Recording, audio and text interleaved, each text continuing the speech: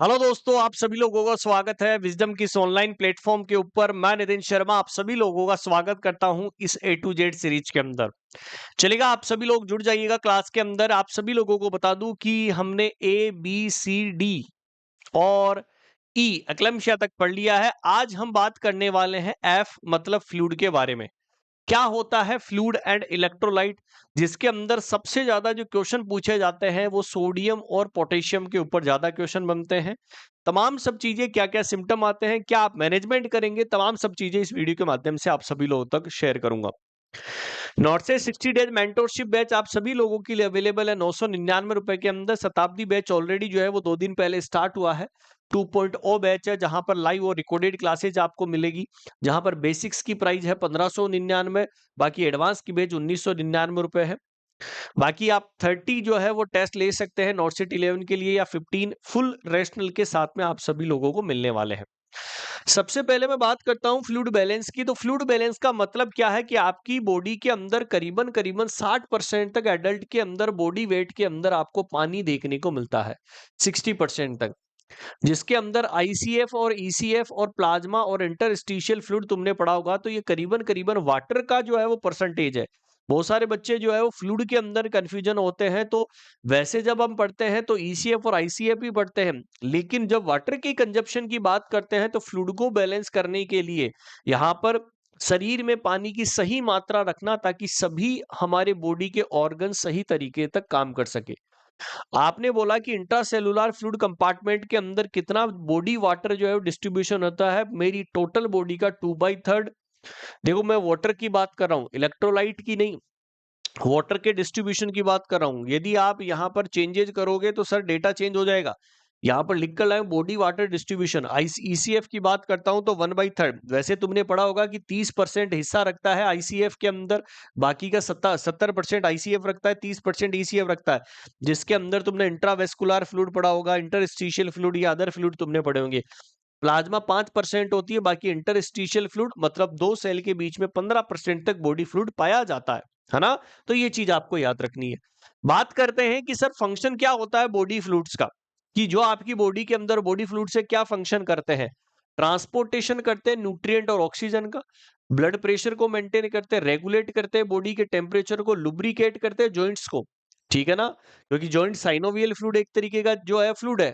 Maintain करते हैं acid base balance और वेस्ट को रिमूवल करने का काम करते हैं। बॉडी फ्लूइड इसेंशियल होते हैं हमारी बॉडी के अंदर होम्योस्टेसिस को मेंटेन करने के लिए, ताकि मेरी बॉडी के फंक्शन वाइटल तरीके से चले। अच्छा, होम्योस्टेसिस का मतलब क्या होता है कि मेरी बॉडी के अंदर चाहे कितनी भी उथल पुथल हो, उसको बैलेंस करके चले, ताकि मेरी बॉडी के फंक्शन जो है वो स्थिर रहे। ओके। इलेक्ट्रोलाइट्स की बात अब करते हैं। तो इलेक्ट्रोलाइट्स के अंदर कुछ आपने आयंस पढ़े होंगे। आपने सोडियम Na+, जिसका नॉर्मल लेवल 135 से 145 मिली इक्विवेलेंट पर लीटर है। पोटेशियम का 3.5 से लेकर 5.1, ठीक है, इसे 5.0 या कई कई बुक के अंदर 5.0 भी है, 5.1 मिली इक्विवेलेंट पर लीटर। कैल्शियम 8.5 से लेकर 10.5 mg पर डीएल है। मैग्नीशियम 1.5 से 2.5 मिली इक्विवेलेंट पर लीटर है। क्लोराइड आयन 98 से 106 मिली इक्विवेलेंट पर लीटर हमें देखने को मिलता है। ये आपको नॉर्मल वैल्यू याद रखनी है, क्योंकि नॉर्मल वैल्यू आपको पता होगी ना, तब यहां पर खेल आता है हाइपो और हाइपर का, कम और ज्यादा का।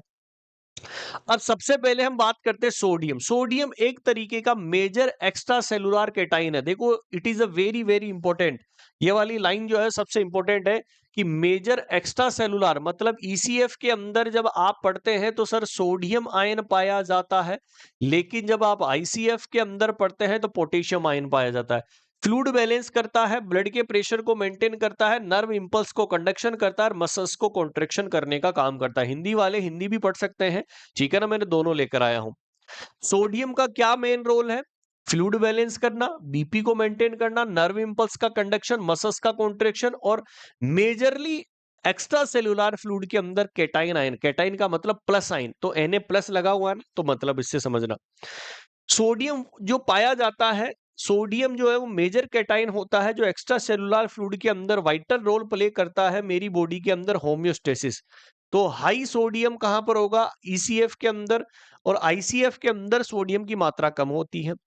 सोडियम हेल्प करता है बैलेंस करने में, फ्लूइड को सपोर्ट करवाता है, नर्व सिग्नल्स को रेगुलेशन करता है, बीपी को और मसल्स के अंदर फंक्शन को करने का काम भी करता है सोडियम आयन।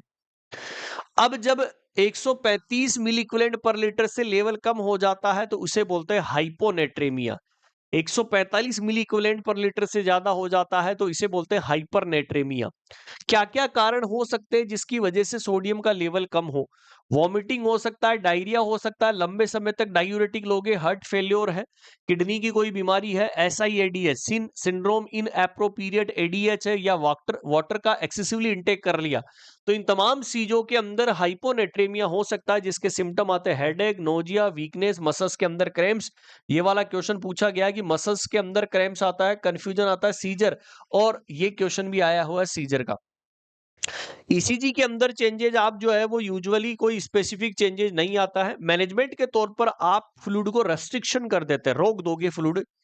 ओरल सोडियम जो है वो आप दोगे, आईवी नॉर्मल सैलाइन दोगे 3%, इट इज सीवियर केस हो चुका है तो 3% नॉर्मल सैलाइन हम देते हैं, और उसके अंदर कंसंट्रेशन ज्यादा होता है, और जितनी भी ट्रीट अंडरलाइन कोच करेंगे। नर्सिंग केयर के अंदर neurological status, IO chart, daily wait monitor, serum sodium और सीजर का प्रिकॉशंस करना है। अर्ली रिकॉग्निशन टाइमली यदि आप पता कर लोगे तो हाइपरनेट्रेमिया से प्रिवेंशन कर लोगे, क्योंकि गलती से ज्यादा लेवल हो गया तो भी सर एक कॉम्प्लिकेशन का शिकार है। जैसे ये रहा, हाइपरनेट्रीमिया कैसे हो सकता है? डिहाइड्रेशन की वजह से, डायबिटिक इंसिपिडस की वजह से, burn, fever, excessive salt intake, या हाइपरटोनिक सैलाइन ले लिया। 3% एनएस क्या है? अरे 3% एनएस हो गया, 5% एनएस हो गया, ये क्या है? हाइपरटोनिक सैलाइन है। और ये ज्यादा मात्रा के अंदर यदि आपने ले लिए तो आपकी बॉडी के अंदर पोटेशियम का लेवल ज्यादा हो जाएगा। तो उसके लिए आपको इंटेंस थर्स्ट आती है, ड्राई माउथ हो जाती है, इरिटेबिलिटी, मसल्स के अंदर ट्विस्टिंग, ये क्वेश्चन पूछा गया है। ठीक है, रेस्टलेसनेस, कंफ्यूजन, सीजर और कोमा की स्थिति पैदा हो जाती है। मैनेजमेंट के तौर पर पानी पिलाओ। 0.45% एनएस क्या है? हाइपोटोनिक सॉल्यूशन है, कि हमें हाइपोटोनिक सॉल्यूशन देना है, डेक्सट्रोज वाटर स्लोली आपको ट्रीट करना है, और अंडरलाइन कोच को देखते हुए चलना है। करेक्शन क्या है?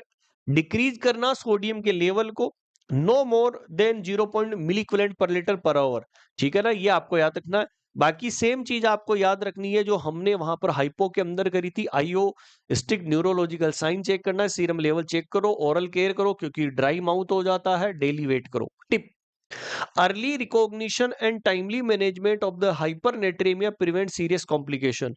तो यहां पर की पॉइंट्स का याद रखना कि hypernatremia is equal to water deficit होता है ज्यादा और सोडियम एक्सेसिस से कम। तो कोज और रिप्लेस कर दो ताकि मॉनिटर हम कर सके क्लोजली। फिर आता है सर ईसीएफ, पोटेशियम आयन। और पोटेशियम आयन जो होता है वो दोस्तों आईसीएफ के अंदर मेजरली रोल प्ले करता है कार्डिक रिदम के लिए, मसल्स की कॉन्ट्रेक्शन, नर्व कंडक्शन और एसिड बेस बैलेंस। हमारे यहाँ पर प्रॉपर कार्डिक मसल्स फंक्शनिंग करने के लिए, एसिड बेस बैलेंस को करने के लिए पोटेशियम आयन बहुत जरूरी है। तमाम तीनों चीजें आपको याद रखनी है। Potassium ion it is a very very interesting और इंपॉर्टेंट टॉपिक है। अब यहां पर यदि कम हो जाता है तो उसे बोलते हैं हाइपोकैलेमिया। नॉर्मल पोटेशियम का लेवल बता दिया, कम हो गया तो हाइपोकैलेमिया बोलेंगे, 3.5 मिली इक्विवेलेंट पर लीटर से कम। क्या क्या कारण हो सकता है? डायूरेटिक ले रहे हो, वॉमिटिंग आपने करी, डायरिया, इंसुलिन थेरेपी, या हाइपोएल्डोस्टेरोनिज्म हो गया, या पुअर डाइट के अंदर पोटेशियम आपने कम लिया। तो उन तमाम चीजों के अंदर हाइपोकैलेमिया हो सकता है, जिसकी वजह से मसल्स वीक हो जाएगी, लेग्स क्रैम्प होगा। और ये क्वेश्चन पूछा गया है, कॉन्स्टिपेशन आपको देखने को मिलेगा। कार्डिक डिसअरिथमिया बोले तो अरिथमिया की कंडीशन हो जाएगी, फटिगनेस आपको देखने को मिल सकती है। ईसीजी के अंदर चेंजेज आते हैं। सर हाइपोकैलेमिया के अंदर ईसीजी के अंदर क्या क्या चेंजेज आते हैं? न्यूमोनिक से याद रखना, लो के यू यूपी, लो के यू यू, फ्लेट हो जाती है टी वेव, टी वेव जो आती है P Q R S T, T जो सबसे लास्ट के अंदर वेंट्रिकुलर जो रिलैक्सेशन होता है वो सबसे लास्ट के अंदर होता है, वो फ्लेट हो जाती है। S T depression, S T segment depression हो जाता है, और प्रोमिनेंट यू वेव आपको देखने को मिलती है। तो लो के का मतलब यू, यूपी, यूपी का मतलब प्रोमिनेंट यू। तो जल्दी से तुम्हें पता करना होगा क्योंकि यहां से डेफिनेट क्वेश्चन पूछा गया है ईसीजी के चेंजेस के ऊपर, तो ये भी आपको याद रखना है ईसीजी के लिए। देन मैनेजमेंट के तौर पर हाइपोकैलेमिया के अंदर पोटेशियम ओरली आप दे सकते हैं, आईवी जो है डाइल्यूशन के अंदर आपको देना है। कभी भी डायरेक्ट मत लगा देना, नहीं कार्डिक डिसअरिथमिया हो जाएगा। मैग्नीशियम को करेक्ट करना है, ट्रीट कोज। नर्सिंग केयर के अंदर हमारी प्रायोरिटी होती है ईसीजी की मॉनिटरिंग करना, पोटेशियम लेवल को चेक करते रहना है और मसल्स की स्ट्रेंथ आपको ध्यान रखनी है। और कभी भी आपको अनडाइल्यूटेड केसीएल नहीं देना है, डाइल्यूटेड केसीएल आपको देना है। कभी भी आईवी पुश नहीं करना है, कार्डियक अरेस्ट आ जाएगा। और ये 5 स्टार एमसीक्यू एनक्लेक्स का क्वेश्चन है। Maximum IV rate peripheral line से 10 मिलीक्यूलेंट पर लीटर, और ये क्वेश्चन पूछा गया था नॉरसेट की एग्जाम के अंदर। मैं बहुत बार क्वेश्चन से एग्जाम जो है वो यूट्यूब के ऊपर भी करवा दिया हूं। क्वेश्चन पूछा गया था कि पेरीफेरल लाइन के अंदर कितना आईवी जो है वो आप दे सकते हैं दोस्तों। आईवी रेट मैक्सिमम 10 मिलीक्यूलेंट पर लीटर, लेकिन सेंट्रल लाइन डली गई है मॉनिटरिंग के साथ में, तो 20 मिलीक्यूलेंट पर लीटर के आधार पर तुम दे सकते हो।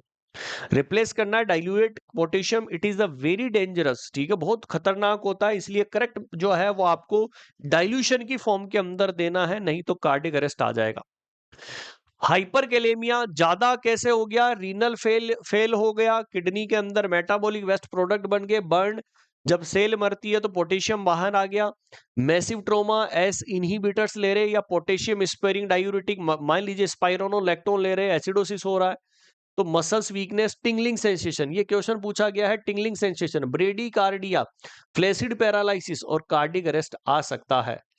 यहाँ पर ईसीजी चेंजेज के अंदर जो टी वेव होती है वो टॉल हो जाती है, बढ़ जाती है, wide QRS complex, prolong PR interval और साइन वेव पैटर्न सीवियर के अंदर देखने को मिलती है। हाई के पिक्ड डी, जहां पर हाइपरकैलेमिया लाइफ थ्रेटनिंग कंडीशन है, एसेंशियल है कि तुरंत ठीक करना है, स्टेबलाइजेशन करना है हार्ट की मसल्स का, ताकि आप कार्डिक अरेस्ट से उस बच्चे को प्रिवेंशन कर सकते हैं। तो हाइपरकैलेमिया भी खतरनाक है। अब इमरजेंसी मैनेजमेंट क्या करोगे? यदि आपसे पूछ लिया जाए कि मुझे तो नॉर्मल करना है पोटेशियम का लेवल, तो लाइफ थ्रेटनिंग कॉम्प्लिकेशन है, आईवी कैल्शियम ग्लूकोनेट दो ताकि कार्डिक मेम्ब्रेन स्टेबलाइज हो, पोटेशियम का लेवल कम हो, या रेगुलर इंसुलिन में डेक्सट्रोज मिला दो ताकि पोटेशियम आयन सेल के अंदर चला जाए और ब्लड के अंदर कम हो जाए, या नेबुलाइजेशन करा दो। तुमने देखा होगा कि जब हाइपरकैलेमिया हो जाता है तो नेबुलाइजेशन करवाते हैं साल्ब्यूटामोल से, वो पोटेशियम आयन को फिर से सेल में डाल देगा। सोडा बाइकार्ब आप दे सकते हो, मेटाबॉलिक एसिडोसिस को प्रेजेंट जो है उसकी वजह से। लूप डायूरेटिक पोटेशियम एक्सक्रीशन को करती है।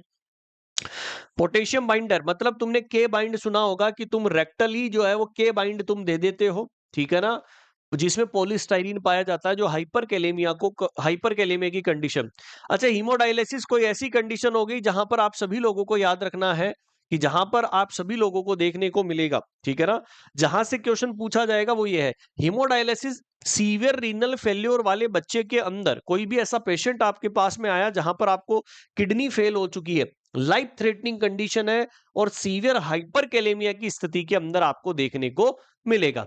यहां पर क्वेश्चन पूछा जाएगा नर्सिंग केयर के ऊपर, आपको कंटिन्यूसली ईसीजी की मॉनिटरिंग करनी है। देखो, हाइपरकैलेमिया इज द डेंजरस, वो आपके लाइफ थ्रेटनिंग कंडीशन है और आपको उससे प्रिवेंशन करना जरूरी है।